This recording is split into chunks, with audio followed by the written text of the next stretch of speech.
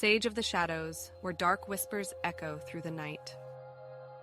Audio story, Blood Twins. Chapter 3, When Fate Falters.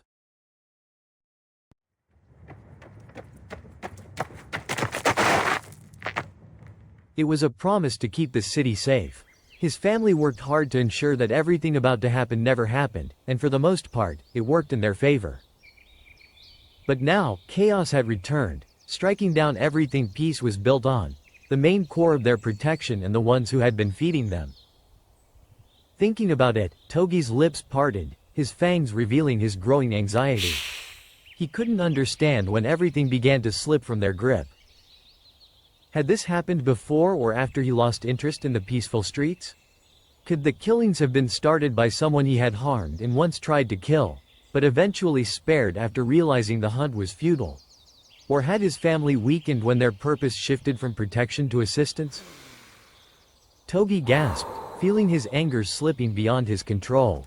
His eyes darted around, still trying to adjust to the new surroundings. In that moment, he understood that the one leading him forward was his instincts.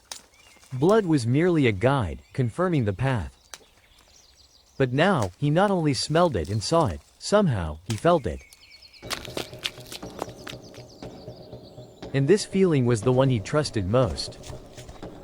It had been his anchor before, when his family struggled the hardest. Remembering this, he surged ahead, his pace quickening. Sometimes he barely avoided a tree, jumped over a stump, or dodged a wounded animal. He nearly forgot to avoid the humans camping in their tents as he passed through. But these signs told him the forest was thinning, nearing its end.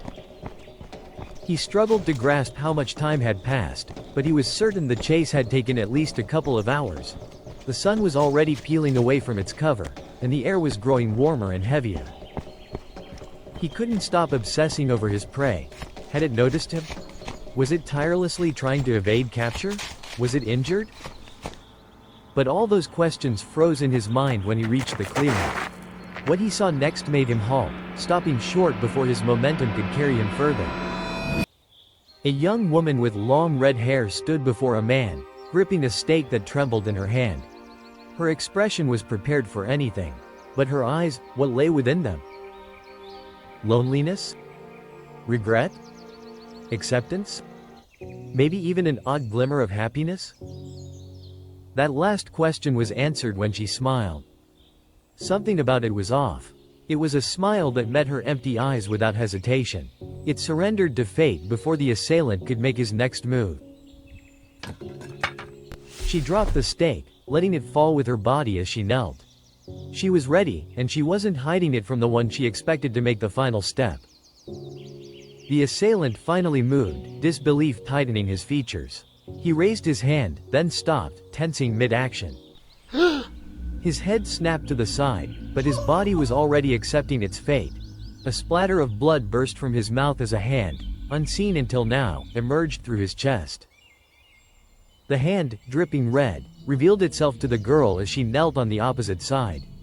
Her eyes widened in shock as she watched the assailant's body crumble and burn. But something else quickly seized her attention even more. Before her stood a man, not much older than her. Yet something was unmistakably wrong about him. She felt danger coil within her, every muscle taut and ready to fight harder than against the last attacker. "Are you all right?" he asked suddenly. Something in his voice sent a shiver through her.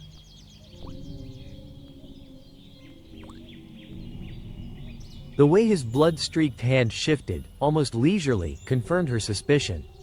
He was savoring it. Even his eyes betrayed the thrill he felt from taking a life.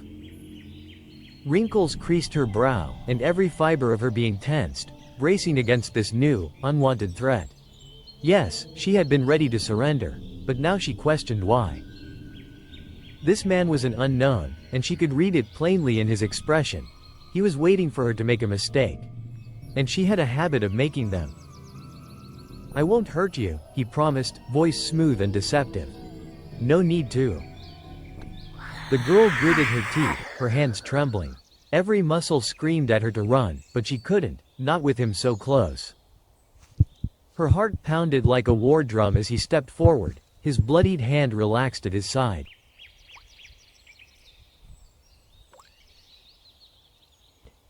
The casual confidence in his stride made her fear eclipse and her anger rise. She had no choice. She had to fight. As his hand darted toward her, she sidestepped, her instincts sharper now. Her breath hitched as she swung, aiming for his ribs, only for him to shift with impossible speed, his hand catching her wrist in mid-motion. The force jolted through her bones. "You're persistent," he muttered, his tone carrying a hint of approval.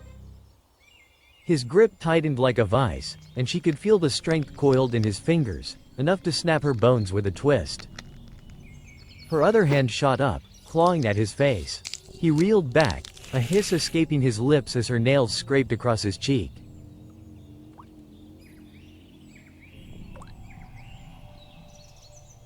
Blood welled where she'd struck him, the sight giving her a brief, wild surge of hope. But it was short-lived. His expression darkened, and a cruel smile tugged at his lips. "You'll regret that." Before she could respond, he twisted her arm sharply. Pain shot through her shoulder, but she didn't have time to dwell on it. His other hand shot forward, aiming for her throat again. She ducked low, twisting out of his grip and driving her punch into his chest. The impact staggered him, and she scrambled back, grabbing the stake she dropped before. This time, she didn't hesitate. She spun and struck, aiming directly for his heart. The wood arced toward him, the air hissing around it. But his hand caught her strike again, stopping it inches from his chest. The force of the collision rattled her arms, and she grunted as his grip crushed her wrist, forcing the stake lower. "Better," he said, his voice low and almost mocking. "But still not enough." She snarled, twisting her body and driving her knee toward his midsection. He sidestepped, his movement so fast it was almost a blur, but she used the momentum to wrench her arm free. Without missing a beat, she slashed the stake toward his neck. This time, the tip grazed him, drawing a thin line of blood. He stumbled back, his expression flickering with something she only saw once, irritation. The sight emboldened her. She surged forward, her strikes more frantic and desperate, forcing him to stay on the defensive. The stake darted through the air, aiming for any vulnerable spot she could find. But no matter how fast or hard she struck, he was on guard, his movements fluid and precise. Then he countered. His hand shot out, slamming into her side with enough force to knock the wind from her lungs. She staggered, her vision swimming as she tried to stay upright. He didn't give her a chance to recover. In an instant, he closed the distance, his blood-streaked hand seizing her by the throat and lifting her off the ground. The stake fell from her grasp as she clawed at his arm, her legs kicking wildly. Her vision blurred, dark edges creeping inward as her body fought for the ground under them. His grip was stiff, unyielding, and his eyes held no mercy, only the cold thrill of a predator savoring its kill. "You put up a good fight," he said, almost softly. "But it ends here." Her body convulsed once more before the fight drained from her limbs, her struggles weakening. But just as darkness threatened to claim her, her hand brushed something solid in the pocket, another stake.